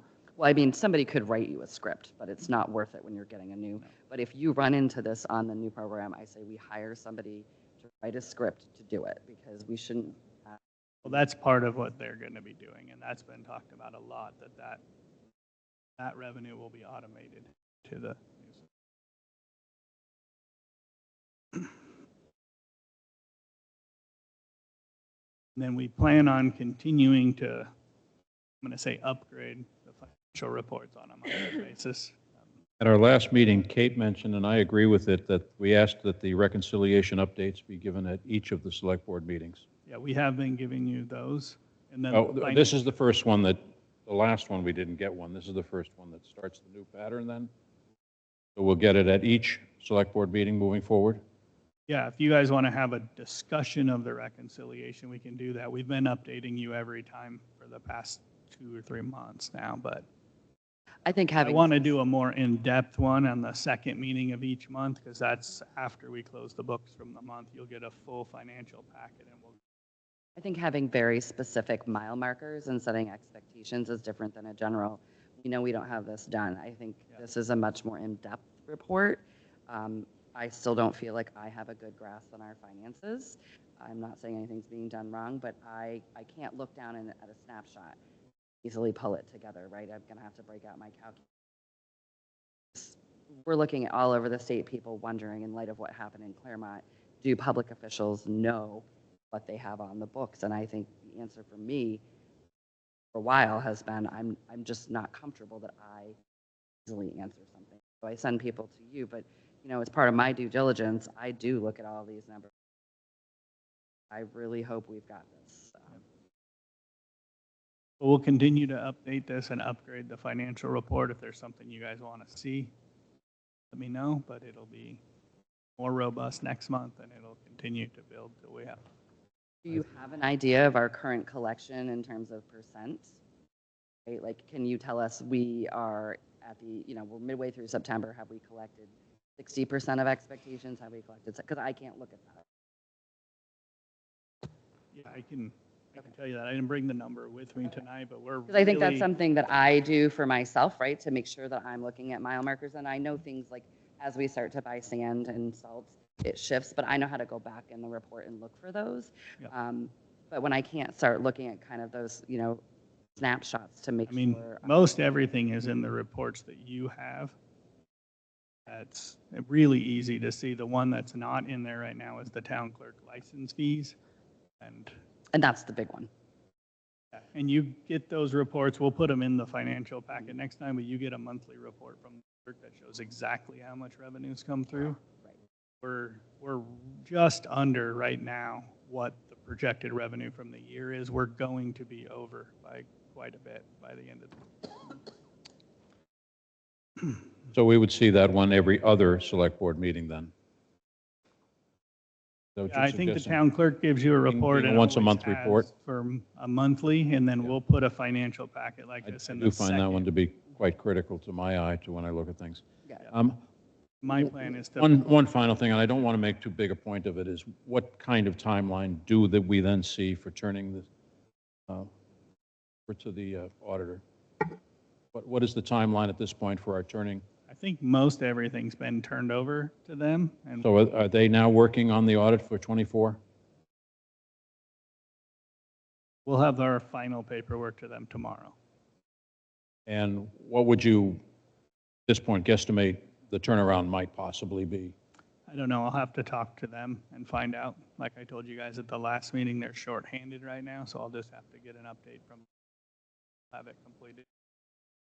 How are we doing on finding an auditor? Because I haven't we're on the done much naughty work. list, let's be real. I think everyone knows we're on the naughty list, so how are we going to find an auditor if we can't get ourselves off the naughty list?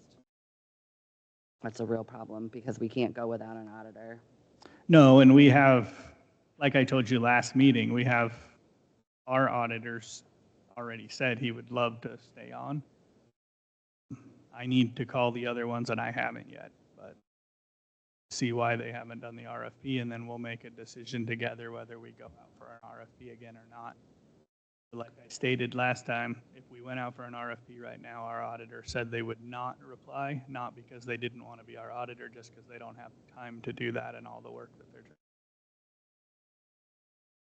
I think that's a question to consider, whether we still want to solicit an RFP. Kate, what's your thought on that? I think we have to. But I also think, I feel very uncomfortable with we want to do it, but we're not ready to sign on the line. I think companies that do RFPs regularly have a formatted approach to it, where most of it, they go through and it's check, check, check, check, and they issue it, right? It's the same when you're working with, yes, they go through all the details. Everybody has software now to figure things out. So I wonder how much of this is, I suspect we haven't been easiest to work with, and I'm not picking on our staff, but I think if we've added extra to their workload and we're still continuing to add, are we going to get a positive response? I think we need to go out and see, particularly in light of adding the internal controls piece, who is interested in doing that internal controls piece, because I think it's crucial to understanding how our operation is or is not running. And it's not just about getting a great audit, it's about continuous learning and continuous improvement. We need. I agree. I think we've had some difficulties in the past that may have led to some thoughts in the industry that we're a difficult client. I don't think that's the case, but I think that could be a thought that has been gone through some firms. I'm just concerned about making sure that we have our auditor online and scheduled up for 2025 as soon as possible. And to be fair, I think there's a shortage of CPAs in general. I know. And then industry-specific CPAs is also a shortage area. So I'm more than a little nervous. Very nervous about it. I'm not going to feel better until we have everything caught up and I can get a solid report. And I know we have an auditor who's going to be reviewing. Because at the end of the day, even though I can read this stuff, I'm not a CPA. And Any comments from the rest of the board? Okay. Next up on the agenda is resilience review. Is this necessity that we do this tonight?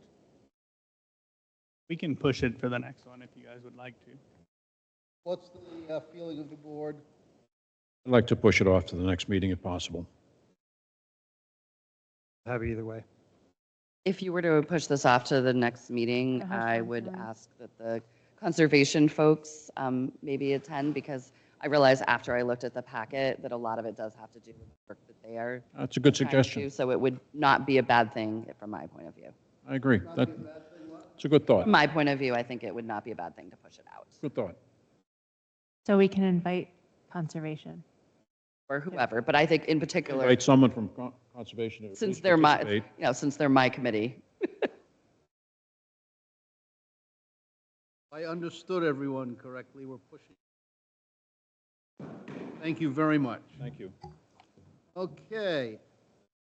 Next, setting a date for public hearing for the sale of Depot Street and Union Street. So hopefully this is fairly quick, but we had talked a couple months ago about getting this in front of, or a little bit over a month ago, getting it in front of the Planning Board, Heritage Commission, and Conservation Commission. Have done that. So I'd like to set a public hearing, hopefully for the next meeting, but whenever you guys would like to have a public hearing to finalize the sale of those properties. If we're ready, I'd like to do it at the next Board of Select meeting. I feel the same way, as long as we have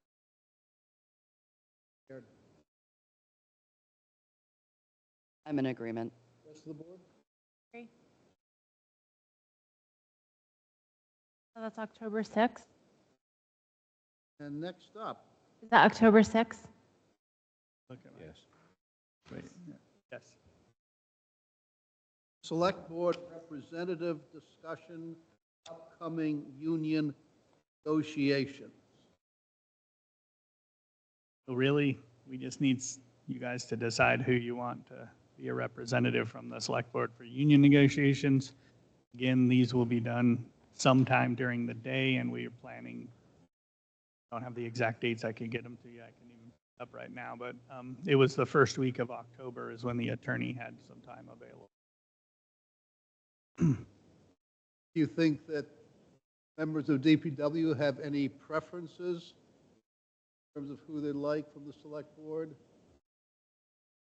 I don't believe so. I haven't talked to them about it. I figured if you will, the select board will be part of the Right. town side of negotiations, so.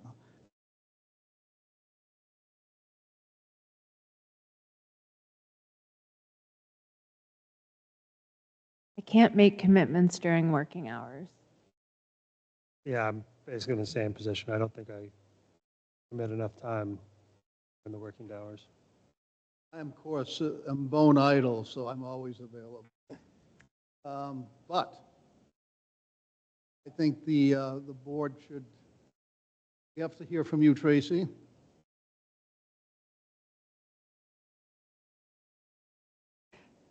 I don't have any strong feelings one way or another. I could probably shift my life to be more available, but I have a lot of puppies arriving like any A second. lot of what? Puppies. Puppy. So I can make myself available, but if somebody else wants to do, I know, right? These are the things I do during the day. To you, John. Well, Sounds like it's a toss-up between you and I.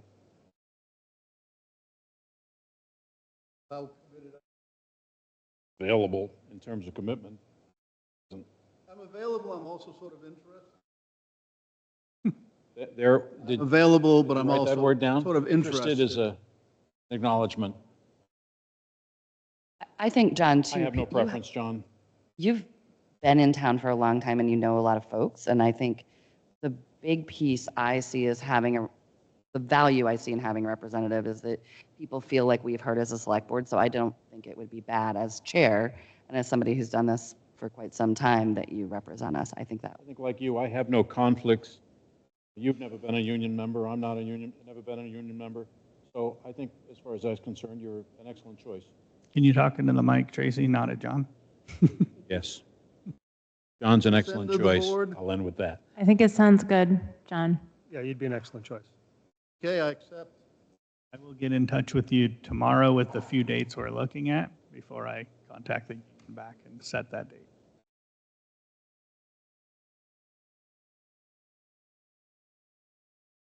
John. Thank you. Next up, Emergency Operations Center EOC Generator Grant Acceptance. Sir. Hello? Yep, still on. All right. So this is the Emergency Management Performance Grant that we applied through Homeland Security. I don't know if you remember or not, a couple years ago, we had to, when we started the project for the new building, we got the $40,000 grant to outfit the EOC with a modern-day Emergency Operations Center. But because of the delays through, we'll call it federal stuff, we had to take the generator out of there because we had to do an environmental impact study. And so we had to wait till the building was substantially done. It is obviously substantially done. We reapplied for the grant. It has been approved. And so now I'm asking the select board to accept the $75,000 grant that will pay for the generator to be installed in the new building. It is a match grant. It's a 50-50 match grant. So it's $75,000 from the town. Our match is the building that the Emergency Operations Center of the building that we already built. So we've already paid our match. I will make a motion. The select board in a majority vote accepts the terms of the Emergency Management Performance Grant as presented in the amount of $75,000 for the purchase and installation of an EOC generator. Furthermore, the board acknowledges that the total cost of this project will be $150,000, in which the town will be responsible for 50% of the match, $75,000, and hereby authorizes Town Manager Ed Morris or his designee, Public Safety Director Roy Holland, to take such actions and execute all documents that may be necessary. Second. Okay, any discussion? All in favor, signify by saying aye. Aye. Aye, and it's Aye. unanimous. Thank you. There is a document that I need at least 3 of the select board to initial off on and sign. If you can get that, I'd love to turn the grant in tomorrow. Okay,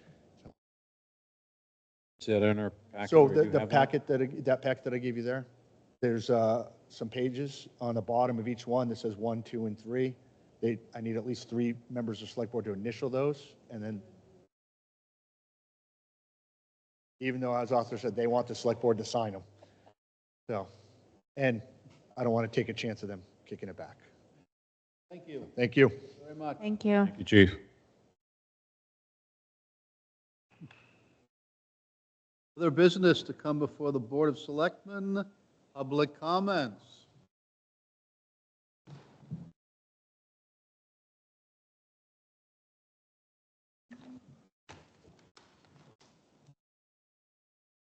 Gary Hutchins, Lock Haven Road.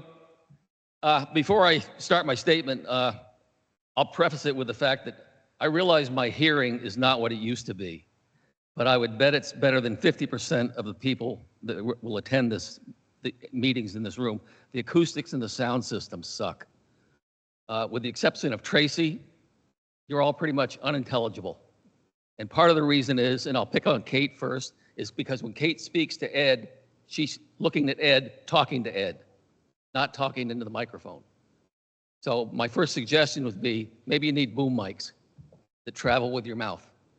Because some of you lean in, Tracy, you lean into your mic all the time. There's no problem at all hearing you. And even John, most of the time when you speak, you're very intelligible. The rest of you, Unless I slide back here. then your hand goes over your ear so that you can hear. So anyway, that's just my first statement. We appreciate those comments. I mean, I can't Learning thing for us. I can't imagine this room with 50 angry voters when there's a contentious issue and 90% of them can't hear what you're saying. So anyway, that's just Good point. information. Okay, so my first statement is just something for you guys to think about. And what is it going to take to drag Enfield kicking and screaming into the 21st century? You all are familiar with, I was very vocal during the public safety building planning regarding net zero energy, EV charging stations, and Tesla Model Y police cruiser adoption. I was probably to the point of being obnoxious about it. But anyway, at the time I was asked, where's your Tesla? Why aren't you driving a Tesla? I was called crazy. Well, as of April 15th, I bought a used Tesla for 2021 Model Y with 42,000 miles on it at $27,000. Not that my personal vehicle purchases should have anything to do with what Enfield considers in buying anything. At the time, I was told by Roy that the math didn't work out for a Tesla police cruiser, although a simple ChatGPT or Grok search will show you that it's $5,000 to $7,000 per vehicle just in fuel costs alone. Bargersville, Indiana has a fleet of 13 Tesla police cruisers, and they claim $80,000 a year in fuel savings alone. Let's see. And also at the time, Roy had mentioned that if he was to consider a battery electric vehicle, it would be through a major manufacturer. And not to put words into Roy's mouth or anything, I'll assume that was Roy was referring to Ford Motor Company, since that's what pretty much we buy from now as the major manufacturer. I'd like to just give you a little context. As of September, Ford has the highest safety recall rate of any manufacturer in the world ever. Right now, they're up to 109 recalls. That's about one recall every other day. They have the highest warranty rate, which is $1.5 billion a year. Right now, there are 2 recalls for Ford Explorer police vehicles. One is for excessive engine wear, and the other one is for spontaneous engine combustion. These are for 2020 to 2022 Ford Explorer police vehicles. Ford's also carrying about $65 billion in debt, and they're number 2 on the list of manufacturers that may go bankrupt by 2030, only exceeded by Nissan and Stellantis. So as of the second quarter of this year, Ford has sold just under 40,000 electric vehicles, including the F-150 and the Mach-E. In that same time frame, Tesla has sold 750,000. You know, you can't even begin to think about who's the major manufacturer here. Again, you can hate Elon Musk all you want, but you can't deny the technology and the numbers. Locally, Dartmouth College Safety and Security got rid of 4 Explorers and replaced them with Tesla Model Ys. I spoke to Brad Sargent in September, and he said that it's exceeding their expectations. I attended the EV Expo at Hartford with my Tesla, and the town of Hartford had a display with their Toro electric zero-turn lawnmower, of which they have 2. And the gentleman that was running the display told me that the town of Hartford is actually looking at an electric ambulance. They're doing some forward thinking, I would think. And meanwhile, you know, back in Enfield, we're passing down a gas-powered, you know, Tesla police cruiser to be a daily driver because, hey, we own it. It sounds like a great deal, but yet it still runs on gas. We're also looking at, you know, our gas station at the DPW that, you know, what, it's $80,000 to possibly replace it if it has to be replaced. If it does leak, we've got another brownfield situation like we have with the old DPW site. For $80,000, you could install 50 level 2 charging stations. You know, we're getting ready to spend maybe $12,000 for a zero-turn lawnmower, another gas-powered piece of equipment. I think it's time that we just start looking ahead and planning, finding equipment, electric equipment out there that meets our needs and try it out. I offer the following suggestions. Sell the police cruiser, take the money and run. If you want to, buy a used Tesla, just so people can start driving it and get used to it. And, you know, get rid of all the preconceived notions of what they are. Work toward getting rid of the gas station. Don't worry about replacing it or fixing it. Get rid of it. The town of Lebanon uses the Evans, you know, Gulf station on the Miracle Mile. Why couldn't we use, you know, Jake's or George's and not worry about it leaking on the ground? We should install 2 level 2 charging stations at the DPW. Again, get the cruiser or get a Tesla and try it out. Work toward electric grounds equipment. They're out there.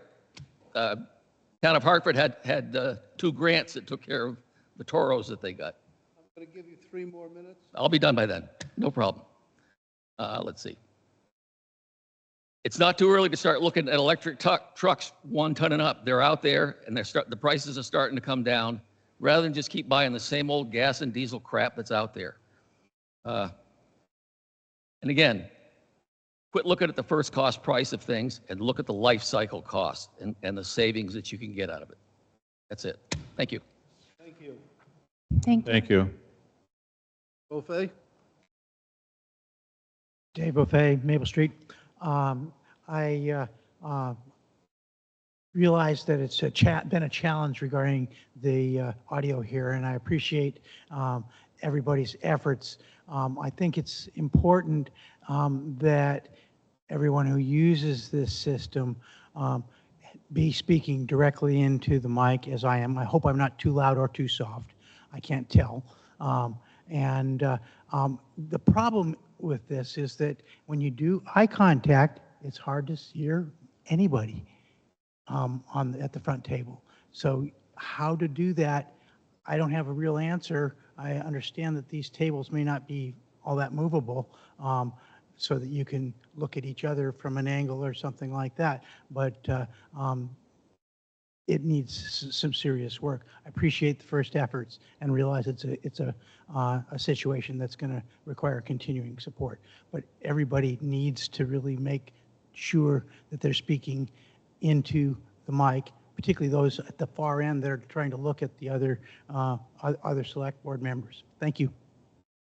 Thank you for the advice. I think also just as a piece of feedback, Dave, I could hear you really, really well, and I could hear Betty, but for Gary, I had to read the captions because it was so loud, it's echoing in my spot, so I couldn't actually hear him. That's why I rolled over and was staring at the screen. So if people speak up at that mic in a normal voice, and we were told to speak in a normal voice so it doesn't echo, but we definitely have some learning. Hi, I'm Betty Plickta. I want to say, since it's brought up by two people, I used to work with somebody who did a lot of acoustic stuff. And you just need drapes, you need the acoustic stuff on the wall, and that would help a lot. The other thing I wanted to say is that I have been to the transfer station. I'm old enough to call it the dump, I'm sorry. But, and I just want to say that those two guys that work there are phenomenal. And what I have reported to them was that they literally, for most of us, are the face of Enfield, because that's who we see sometimes 2, sometimes 3 times a week. But as a fairly new person being here full-time in Enfield, I want to say that every one of the select boards, the planning board, the zoning board, every meeting that I've watched on television, from the Conservation Commission to the Waste Management Commission to the Electricity Commission, whatever that one's called, I'm sorry, the Energy Commission. It's really amazing to be able to have the opportunity to see you guys in action, and in fact, just to even be able to go to the police chief and be told to write to David Fracht, it just feels so accessible. So thank you. Thank you very much. Thank you. We Thank really you. appreciate that. I really appreciate that comment, that we're running an open government. Can I make a motion to adjourn? Even, I think the comment stays. We have a second? I'll Second. All in favor? Aye. Aye. Aye. Thank you very much. Thank you all. Thank you to the audience. Thank you to the board.